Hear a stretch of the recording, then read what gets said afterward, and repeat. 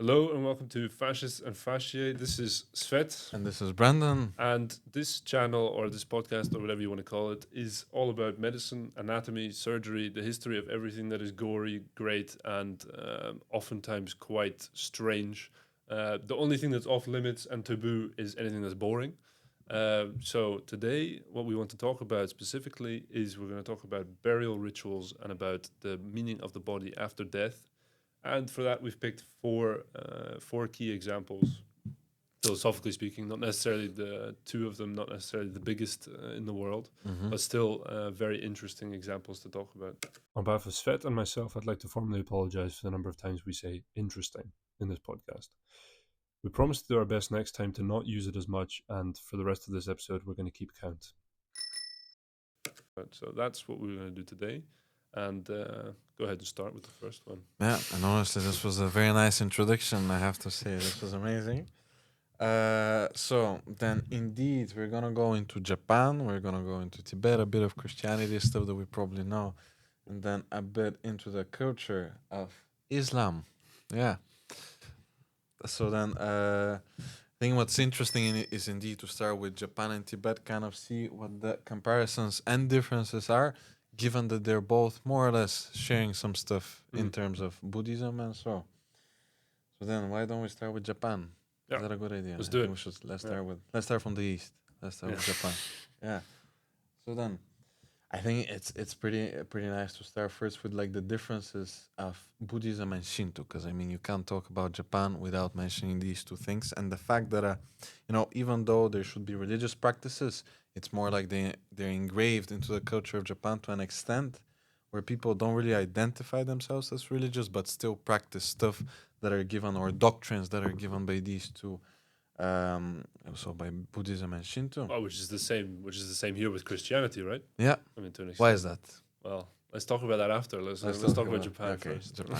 So Buddhism and Shinto, and we start with some big things there. So first, maybe the main doctrine to have in mind when going through the whole podcast about Buddhism is basically the idea of impermanence.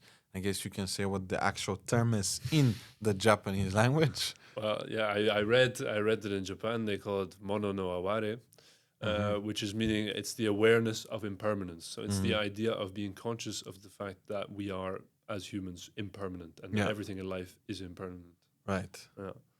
And that makes it very interesting because then you would think that people won't be so attached to material stuff, is it? Because, things are transient indeed if we just follow the Buddhism practices. But then with Shinto, we have something that they call the kami or the spirits, or basically that you have every single thing, whether it will be a chair, whether it will be a person, they have a spirit that lives in them, and that's the kami. So then you get this kind of it's not really a paradox though, because it's more once again, as I said, they don't practice these two religions separately, but they just pick out the traditions that have been given through these practices, so the Shinto and Buddhism. Um, so what is the next step in our journey after we've covered these things? Where should we go to first? We have a couple of interesting ideas. We have the ideas of cremation. We have the ideas of cleansing of the body. So Well, I think we should do it chronologically. Let's What talk is- about the cleansing. let's talk about the cleansing. So it's a ritual in Japan which has existed for a long time. So this is what's called nokan, which is the ritual cleansing of the body after death, as sort of part of a funerary service. So the body is cleansed; it's cleaned in front of close loved ones, relatives, by specialized morticians. They clean the body in front of them. They dress the body in its in the person's favorite clothing. In some cases, they put makeup on or these kind of things, and all of that to put it into the coffin for the actual funeral itself. So the process itself is very choreographed. It's very elegant. It's very respectful, as you can imagine in Japanese culture. It would be of the body. It's very discreet. You do not see anything. You don't see the skin. Throughout this process, they have a towel or a blanket or something like this. I don't know the exact term, but which they're holding up, and so the only people that actually see the body while it's being prepared are the morticians who are working on it. which is it's a very beautiful process and a very beautiful way of saying goodbye to loved ones. And it's not done so much nowadays because of mainly because of urbanization and so on and so forth. It's not in modern Japan. It's not done as much as it used to be done, at least. But it's very interesting practice, very beautiful practice, and it's also one. For example, in 2008, there was a movie called Departures, which is about it, which is about a cellist who loses his job and he looks for a job opening, and he thinks he's applying for a job at a travel agency because it's the workplace is entitled Departures, the job application. And so he tries for a job, and he ends up working in another sense of the word, Departures. So it's a very interesting movie, very good movie, very cathartic, literally and metaphorically in the sense of cleansing. But it's a beautiful movie. Beautiful movie. Would very much recommend watching. Just as this no-can concept is very beautiful in Japanese culture as well. Yeah. And I think this gives us a very nice link to the second thing, that in the end, like all of these practices of burials, as people would say probably, it all comes back to an extent also to the idea of convenience, because so we were talking about the cleansing, but cremation, as we would mention later on, Japan actually has the highest rate of cremation, and that is twofold to an extent, because if you look at Japan, you also have to take into account just the geography of the country as well. This is a very densely populated region. So cremation, in a way, it's also more convenient for the people, because they realized that indeed, if they would just bury people around, at some point they're going to run out of space. So that actually happened. So then, one of the things, besides obviously the ideas that they took from the Shinto practices and so, cremation was actually a very good solution to this problem. And the story of cremation in itself as well is pretty interesting in Japan, because it wasn't always accepted as other practices around the world, was it? No, it wasn't. Thank you for confirming this. No. So then an interesting point there is, because obviously we don't have the time in this podcast to go over the whole history, but an interesting point is indeed the ban that happened in the late 1800s, and that was during the Meiji regime. So basically what happened there is that there was a big proportion of the Japanese population who were associated with the practices of Confucius. Is that how you pronounce this word? I have no idea. The philosopher. I don't know how it's supposed to be pronounced. Confucius. I always say Confucius. Confucius. But, so then you I don't just know how it's confirm it's supposed probably to be Confucius. It is. Can you say it in Japanese? Japanese? It is confusing. It is confusing, but can you say it in Japanese? No. No. Okay. Well, Confucius. So a group of people that were following his ideas, they were strongly against the idea of cremation because they thought it was disrespectful to the bodies. And Meiji, who was then ruling over Japan in a way, but he was also one of the first ones that actually disposed of the idea of having a ruler in Japan as they did before. But he supported these ideas of the group of people that were associated with the Confucius doctrines, and that led to actually the ban of cremation. So they started first with some of the major cities, so Tokyo, Osaka, and so started actually banning cremation. But if you think about it harder, so they were able to ban something that should be just a natural way of naturally accepted thing in society, is it? But they banned it. Any opinions on that? Any opinions on that? Yeah, I have an opinion on it. Yeah. It's interesting. Yeah. No, but why does cremation tie in so tightly with the beliefs in Buddhism in Japan, for example? If we talk about the three kind of main practices or main beliefs behind Buddhism, let's talk about why cremation fits also not just from a logistic perspective in Japan, but also from a religious perspective, and not necessarily religious, but also just cultural in that sense. That is the next step. Yes. Yeah. So, share something on that. You share something on that. Okay. You know the names of the three things. Of the three things, yeah, indeed. So we have. I have to be honest here. I have to check these things because obviously they don't really fit into the language that we both speak or languages. So the first thing would be the Anika, right? Anika, and you write it with double C as far as I have it. So anicca is one of the first things that ties to the idea of impermanence. Then you have dukkha. Yeah, that was the second. Then you have anatta. And but these are all names, but in the end they're all associated with a couple of major themes, one of which is the idea apparently of sameness, or basically the idea that indeed everything is transient. So then you have to ask the question of, were you the same person as you were 5 minutes ago?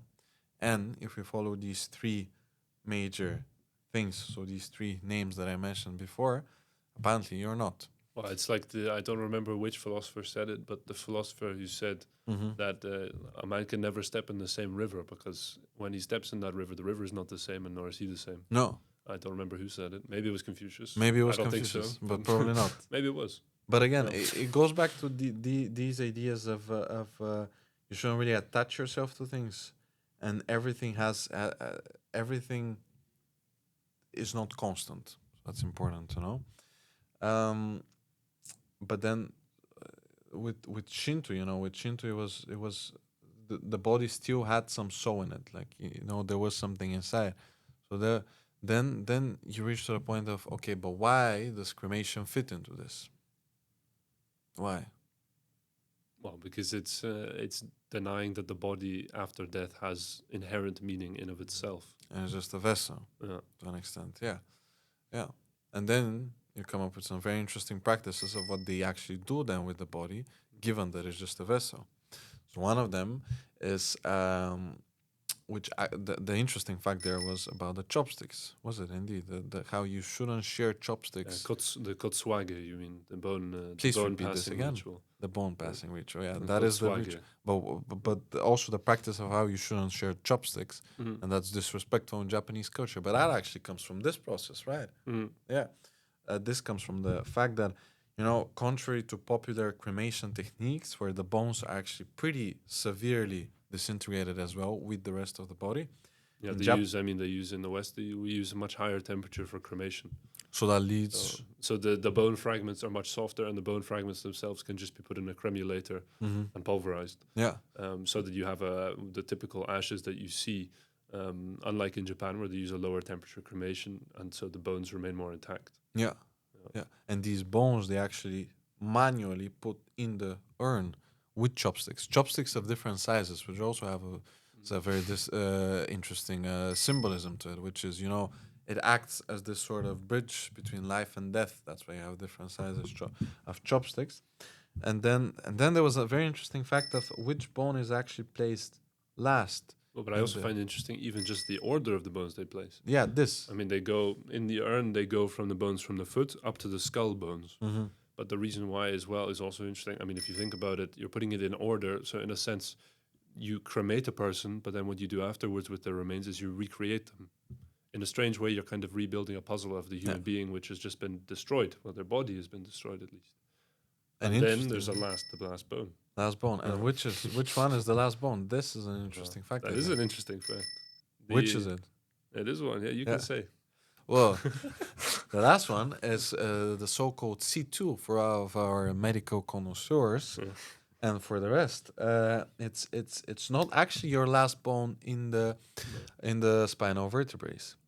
It's the second to last, which apparently has the form of Of the Buddha. the Buddha. I mean, in Japanese they call it nodo botoke. It's called, which means neck or throat of the Buddha, Mm-hmm. and it's used.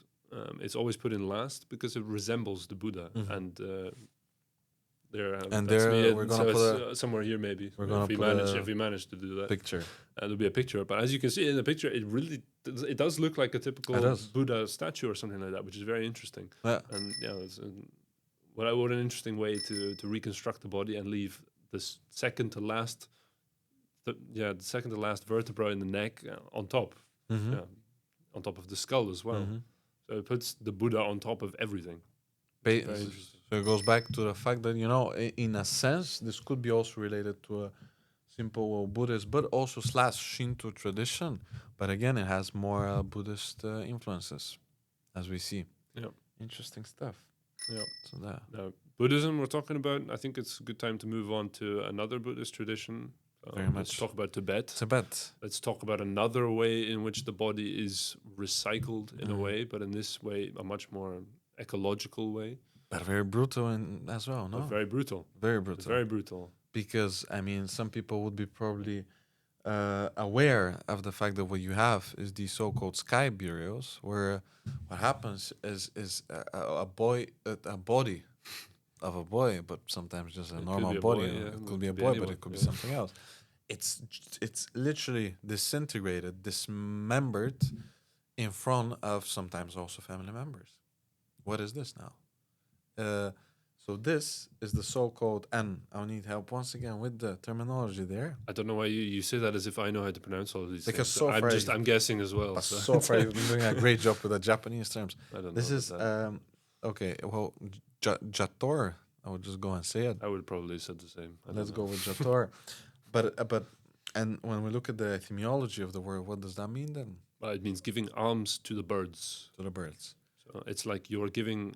It's like you're giving your body as an ultimate, the end gift of your life. You're giving it back to the world, to the birds. But here we see a very heavier influence of the Buddhist practices in Tibet, right? In contrary. Well, of course, this isn't done everywhere in Tibet. No, it's mainly done in very rural areas, and it's also not done so often anymore. But still, it's so deeply rooted in Buddhist philosophy, and you can very easily see the comparisons in Japan as well. But of course, in Japan it's very different, and you don't have a certain unnamed person who dismembers people. So this person, and I'm really gonna have to check again to make sure to not butcher the name. It's called Rogyapa. Rogyapa. Very. I guess it's a typical way of. It's a typical word for their. Yeah. But what does Rogyapa mean? Rogyapa. Yeah. So Rogyapa. So it has. We have to split the word into 3 sections there. And Rogyapa basically, well, if we have to literally translate it, it would mean a person that breaks bones. Then you have Rog, Yap, and then Pa. Pa is person. The middle part of the word would be to break, and then Rog would be bones. So it's literally someone whose job is to break bones, a bone breaker. So an orthopedic surgeon, essentially. So well, now I think we should be careful with these terms. We can't just throw words around, But it's very interesting because these people, they're really looked upon. Like they're not. It's not like in Japan where the people that hand the cremations are very at the bottom of society, as you said. Yeah. But it's more they're really, for the family especially, they're very important people in the whole process of the burial. Well, in Japan as well, and I mean, just to come back to Japan briefly, I mean, of course, the morticians, the nokanshi, for example, are very, they're a very important part of the grieving process for the family. But in Japan, in Japanese culture, as you briefly said, the nokanshi, for example, so the people that perform this ritual cleansing ceremony, or just anybody who has anything to do with death in Japanese culture, they are frowned upon and they're seen as the lowest members of society. Yeah. And that has to do mainly with a concept called kegare, which is the impurity surrounding death. And the name of them is the burukumin, I think is the name of the so-called outcasts in Japan, who are morticians or people who work with the dead. Just anybody who works with the dead is part of that group. But it's not the same in Tibetan, apparently. No, it's not the same, but it's interesting. And once again, proof why I use you for all these exotic words, because you just mentioned like 5 or 6, and it was, I think, pretty perfect. No, we have to ask a Japanese person. We have to ask a Japanese person as well. But no, indeed, like in Tibet, it's not actually the same, and they have a pretty important role. So already from the beginning, because obviously in Tibet you have a very different, it's still vastly different morphology of the land, so they have to go through a really specific places that are pretty high up where they can put these bodies. So then the vultures, which are the birds in question, can dismember the body. But already from the beginning, so the Rogyapas, they're allowed, and what they literally do is they break the spine of people, and they carry it up to all of these high lands where they can leave it for the vultures. But the thing is, sometimes during this initial period and during these initial ceremonies, the families are still seeing this, and in their culture, that's still accepted and pretty much just normalized to an extent as well, because it's part of this whole process of giving back something that was taken or that was lended, more or less, the body in this Well, I case. mean, can you imagine what would happen if you saw somebody walking down the street with a corpse and they snapped its back in front of you, and then they walked up the little hill here and left it there for pigeons? I mean, if you just put it like this out of context, I can definitely imagine myself seeing this in Maastricht as well. Well, in Maastricht, yeah, it But doesn't really work. in different instances. But in this case, it's also it's someone who's probably split in two and it's just Yeah. carried up. And then the vultures that are the so-called dakinis. I'm gonna give a try to, yeah, the kinis. So these are also deities. These are they're not just normal birds. So in Tibet, they really look at them as something that helps the body make just transition out of the materialistic world and into the spiritual one. And sometimes it will go as far as they have so much trust in the vultures that if a vulture doesn't wanna dismember a body, it's thought of as the person while they were living that they had some bad deeds or they did something bad. So to this extent, and once again, this is still done in certain regions. Before it was way more common. Now probably not that much. But yeah, they give a lot of power to. It's basically as what was the name of this of in Greek mythology, the thing that was helping people cross. What was it? Yeah, the guy The guy. But yes, with the river Styx. You with mean? the river Styx. Yeah, Yeah, what's his name? by him. Chiron, I want to say. Is Well, his name. this is the vultures in Gonna Tibet. check that. Let me double check this. But this is the role of the vultures in Tibet, and further on before we can go into some social hierarchies when it comes to this whole ceremony of Chiron. sky burials. Chiron. Chiron was the name. Chiron, So not Chiron. Chiron. Yeah. Chiron was yeah. Like Karen. Chiron. Okay. Well, but yeah, social hierarchies. So once again, apparently, in the places in Tibet that are still pretty reserved, women are to this day not always allowed to witness these ceremonies. But nevertheless, they're not.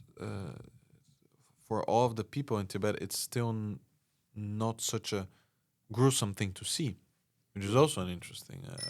I mean, yeah, it is very interesting. I mean, also for us as medical students and people interested in anatomy and surgery, I mean, I'm also very desensitized to dead bodies or to bodies that are flayed open. I mean, I can very easily stand for 8 hours in a surgery or 8 hours in an anatomy dissection, and it doesn't have a real impact on my mental well-being. No, Which is interesting because for them it's as if their whole culture has this kind of desensitization, so much so to the point where their religious beliefs lead them to be able to look at a family member of theirs being dismembered and it not to have such a big emotional impact on them. No, and not to be very cliche or very stereotypical, but the videos of this are indeed they're interesting to see. Yeah. We're not going to use words as cool because I think that's just not right, but they're indeed interesting to see how it genuinely seems like one of those scenes in National Geographic Or in a horror movie or in a something. horror movie. But people are there, and sometimes even, but like I couldn't find a lot of information on this. But sometimes there's the Royapa's laughter as well. So the guy that breaks the bone, so the bone breaker, he would start laughing, and this would be just as an additional evidence to the fact that it's still something transient. So they're not so for the family members and for the people close to the person that has just died. They're not so connected with his body per se, so they really see it as a vessel.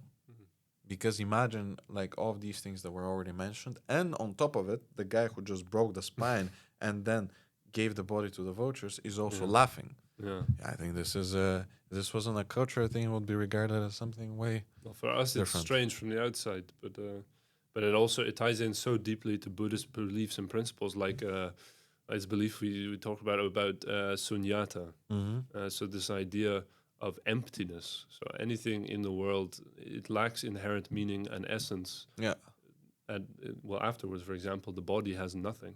No. It means literally nothing. And you've used the term vessel, this whole idea of empty vessel, and this kind of thing. And to that extent, that it brings it to the point where a person can be dismembered in front of you, and you are, in a sense, happy about it. It's a kind of cathartic ritual. Very much so. So fascinating to me. Yeah. Yeah. And to this extent, but I'm just gonna leave this to the listeners because I don't think we have enough time to go into it. To all 5 listeners, To all, make sure you think hard. make about sure it. you check this definitely because interesting, especially for all of those philosophy freaks or connoisseurs. One of those Maybe those one two of words. the 5. One of the 5 is definitely a philosophy freak.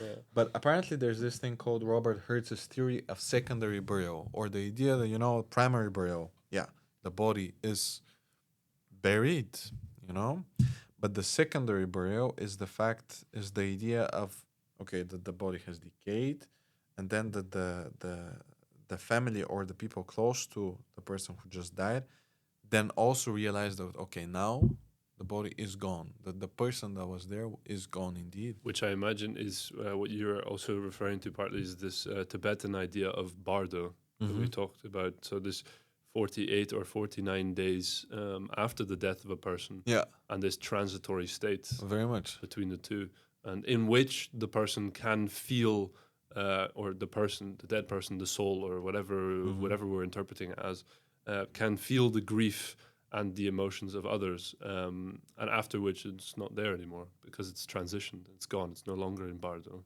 No. And these things are interesting to look further into, like why 49 days, or what Right.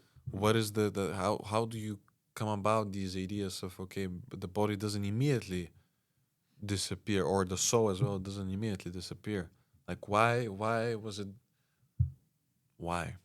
I think there it's why a good is the good question. why is a good question. I think we can stop there for now. Yeah. And but yeah, this is some interesting facts from the East when it comes about like some funeral ceremonies and so. Right. But I think now it's a good time to move to something more familiar. Yeah. Let's talk about Christianity a bit. So Christianity, and when we refer to Christianity, we're essentially, in a way, we're referring to every kind of funeral and burial that happens in this part of the world. I mean, it is so heavily influenced by Christianity.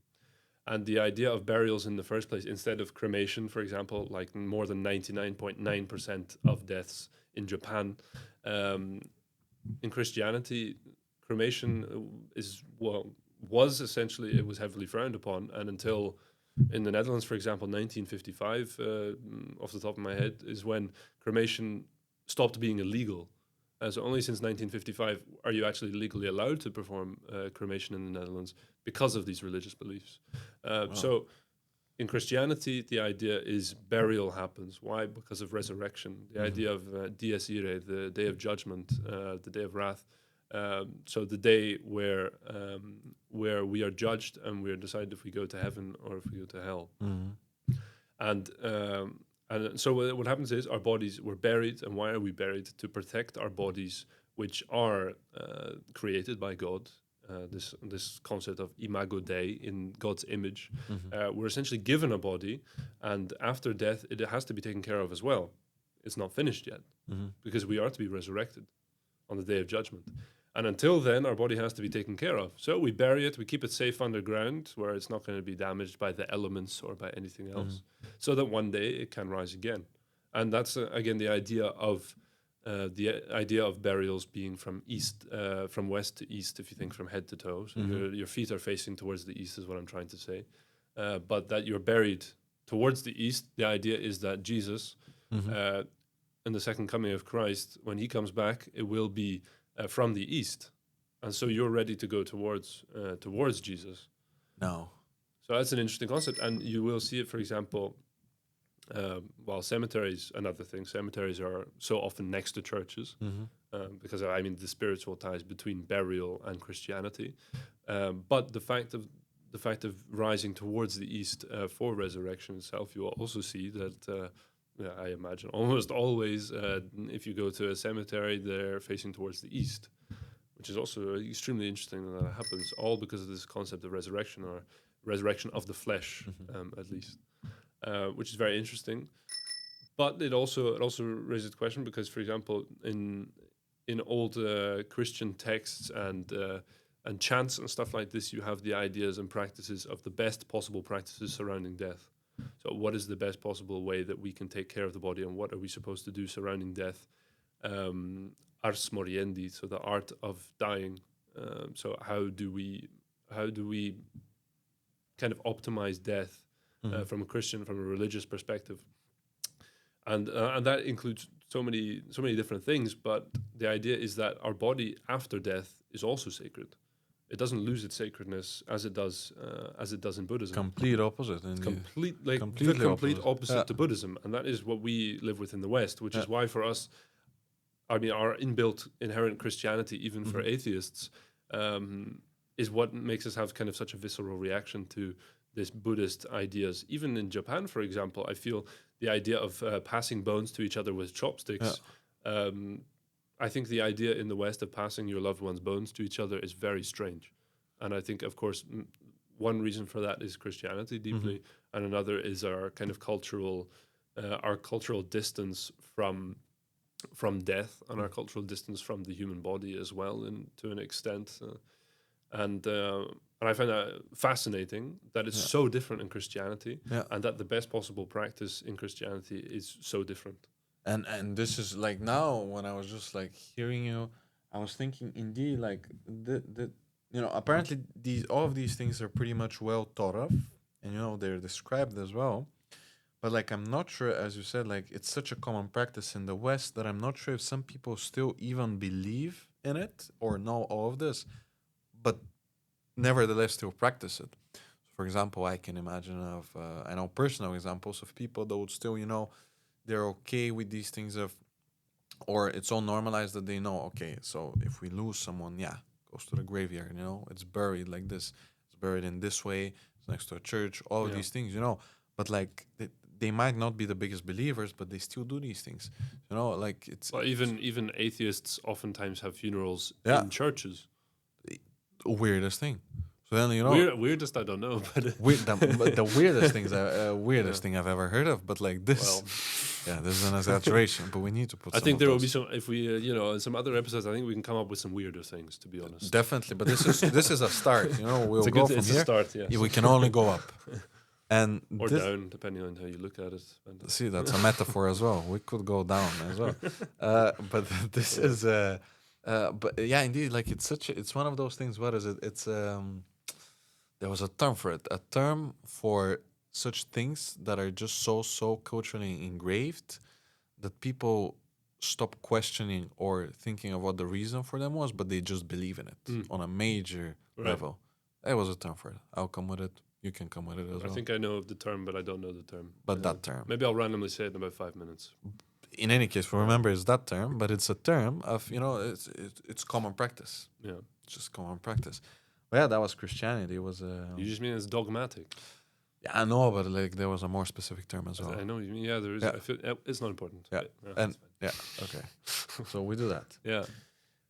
What do we have left? Well, I think, for example, in Christianity still, we talk about preserving the body for the day of judgment and all of this, but we also preserve bodies, for example, saints, relics, stuff like this.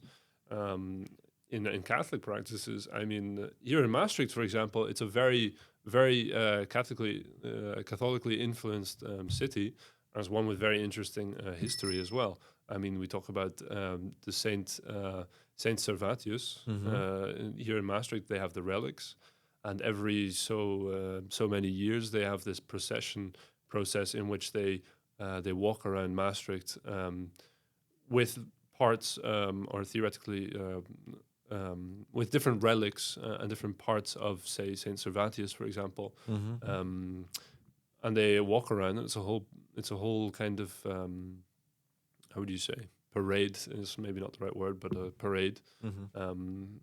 And even in Maastricht, that happens a lot. Never mind in Rome or other places like this that have more a larger significance in Roman Catholicism.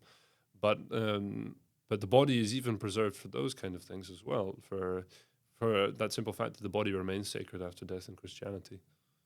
Yeah. There's nothing like these vessels that we were No. seeing or hearing about in the East. Yeah. But then, now something closer to, well, not closer, but something still in these regions as well. We have another direction that we can go into, is it? Well, still Abrahamic, you mean? So we talk about Islam. Yeah. Yeah. So in Islam, there are several slightly different practices, but several quite similar practices to in Christianity as well. For example, in Islam, they believe in a different sense of the Day of Judgment. It is a slightly different idea in Islam, but there are quite a lot of parallels to be drawn with Christianity. And for example, in Islam, after death, you have this transitory state, an intermittent state in between death and the afterlife, which is called barzakh. And that means barrier, literally. And for that reason, it's a barrier between death and the afterlife. And after that, then you are judged. And basically, your deeds in life are weighed on the scales, which are called mizan. I believe they're called mizan. Okay. Weighed on the scales, and it's decided whether you go to heaven or whether you go to hell. And that concept is also very similar to Christianity, right? To this idea of redemption. Of redemption through good deeds, of course, of going to heaven or going to hell or whatever, and on the day of judgment, that being decided. In Islam, for example, something that does differ is that you have, for example, you're supposed to be buried within 24 hours after death. That's common practice in Islam, is to be buried as quickly as possible. And in Islam, it's very central to their beliefs that the body is it's a gift. It's given to you. You don't own the body. God owns the body. And you have to take care of it. That's the idea. Even in your life as well, you have to take care of the body. But in death as well, it has to be taken care of. And so damaging the body, just as in Christianity, for example, when we talk about cremation laws and stuff like this, damaging the body is completely against this doctrine. Is completely against their ideas of how the body should be taken care of and how the body is sacred. But then, very interestingly, people in Islam are buried always in the same clothing. Everybody's buried the same way. They're cleaned. The same, you mean every single person Every is buried single with Muslim the same... is buried in the same garments. Yeah, okay. And it's called... Try it now. It has a name. Try it. It's called... What is it called? It's okay. It's not an exam, but you have the time. I believe it's called kafan. Kafan. Okay. Kafan, which is a sort of white garment. Name of the clothing, then. Yeah, it's the name of the clothing. Okay, So it's like a white garment, and every Muslim is buried in it.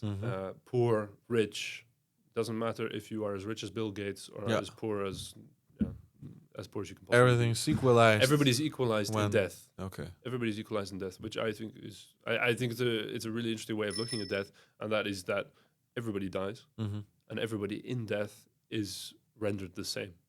You're put into the ground, and that's it.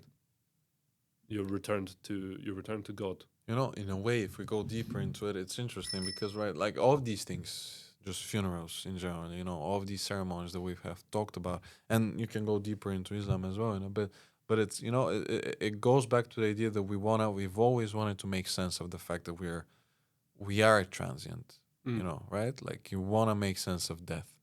And it's interesting how it seems as if, because it's such a hard concept to grasp, of course, well, I mean, it's easy in terms of, okay, he was here and then he's not, but we stop at the fact that, you know, we're all equal when we die.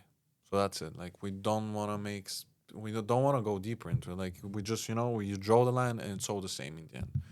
So, in a way, is that like would you say is like an easy solution to the problem of how do we make sense of death? I mean, I don't think we can reduce religion to something like that, to say that it's a solution for dealing with death as a concept. But this part of these cultural and religious views, they are making sense. I mean, it definitely does make yeah. sense of death. But I don't know if that's, in a sense, it sounds almost as if it's supposed to be a goal for it to do that. But I don't think it is. No. You know? What I think is what I find so intriguing about that idea in Islam about everybody being buried in the exact same clothing and stuff like this is it's very different to say in Japan, for example. We talked about the burials in Japan because in Japan they put, for example, some belongings or something like this into their coffins. Or if we talk about Egyptians, pharaohs were buried with all of their riches, with wine, with whatever they wanted to guide them into the afterlife, and so they could have a good start to the afterlife, so to speak. But what I find so intriguing about that in Islam is that nobody gets anything. No, Everybody's buried with a white garment, and that's it. and indeed in Japan, as you said, like they still put effort into it, and apparently there was the statistic that it's a pretty expensive process if you look at it, especially in people that have the resources for it, sometimes reaching to values around the $20,000 or something. And you also have these traditions where they put specific kind of diamonds that also have a name, but obviously Japanese won't really try to name it. But you still have these remains of like in ancient Egypt, these remnants of these processes where you actually put a lot of effort, even though this is it, this is the end for that person. But then in Islam, as I said, it's not like that. It's all the same. Yeah. Good. Yeah. Good. I agree. Yeah. Well, yeah, and also in Islam, for example, it's like we mentioned being buried with your feet towards the east in Christianity. In Islam, you're buried facing Mecca. So always. Which is called the Qibla. The Qibla is also it's the direction towards Mecca. And for example, when Muslims pray, they pray in the Qibla, so towards Mecca always. And Muslims are always also when they're buried in the ground, they're also always laying on the right side. On the right side, okay. Yeah. Like laid just like they're placed on the right on side the right side, like that. When they're in the ground. Because this is.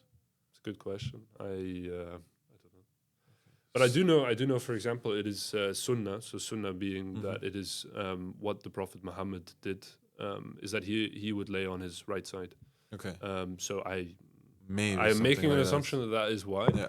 But I do know for a fact that's why people in Islam, for example, they try to sleep on the right side or something like this. I mean, it's a good place to say, obviously, all of these things that we're telling, they're from sources that we found, but we are making assumptions about some stuff. A lot of assumptions. From as you can probably clearly see, as everyone can probably also clearly hear, we're not exactly either Japanese or Tibetan or... Well, let's not say that. Well...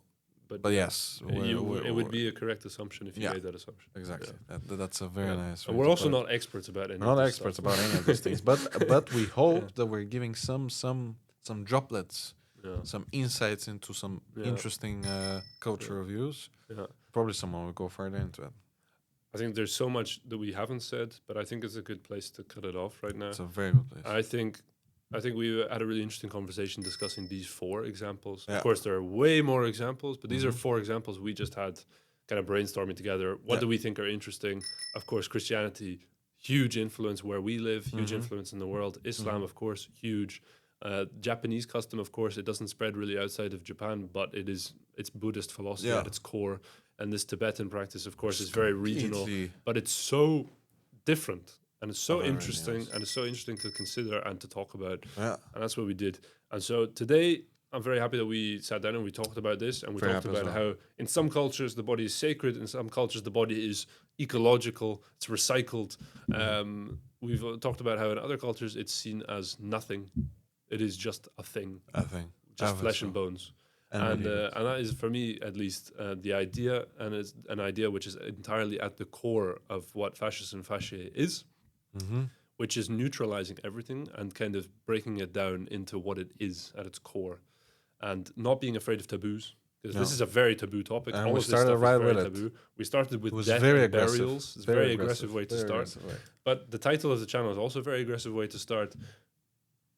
You can make an assumption. You can assume that we're fascists, but we are not. Well, this is exactly a sentence that I would assume you would leave out. But I'm happy to say it. But we are not fascists. The idea behind the channel name is this channel is about everything and anything that is to do with anatomy and medicine and surgery and the body and what we mean and existential and philosophy and yada, yada, yada, yada, yada. But the idea is fascism as well was something that had such an... It is interesting. It has such an interesting but misconstrued way of looking at the world and looking at the body and using the body. And when we're talking about anatomy specifically, there are so many interesting things that the fascists wanted to learn from the human body in a very twisted way. And that is another episode, and in my opinion, it will be one of the best ones we could possibly talk about, because it is extremely dark, extremely messed up, but just about the most interesting thing and the most interesting, controversial, ethical thing we can talk about in medicine. We'll put some disclaimers in case for some of the listeners. We have to put big disclaimers say every time that we're not fascists. So. Yeah. I think we should repeat it once again. Yeah. We're not fascists. Good stuff. But also fasciae. That's a kind of just a nerdy etymological thing. Fasciae is an anatomical term. They both sound the same. They both have a kind of similar etymological origin, which we'll get into some other time. Etymos. It's a good one, etymos. Yeah, etymos. And logos. But I think we should really we should really stop it now. I would stop it. I think I say stop. Okay. Let's stop. Let's stop. Anyway, I have been Brendan, and this has been Svet, and we'll see you next time. I have no idea when it will be, but we'll see you next time at some point. Yeah.